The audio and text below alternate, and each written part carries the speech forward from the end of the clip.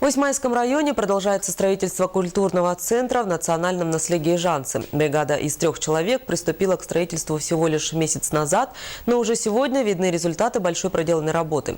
Осталось выполнить внутреннюю отделку, отсыпку и провести электричество. Единственной трудностью было отсутствие необходимой техники, говорят строители. Поэтому все подымалось и делалось вручную, но, несмотря на это, бригада работает быстро и качественно. Ввод культурного центра намечен на этот год.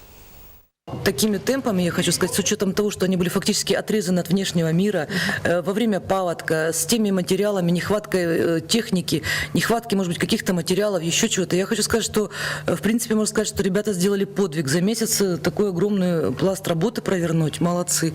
Ну, мы, естественно, со своей стороны стараемся контролировать строительство, следить, чтобы все было выполнено в соответствии с проектами, качество работ, чтобы материалы, применяемые при строительстве, соответствовали всем сертификатам качества и государственным нормам и правилам.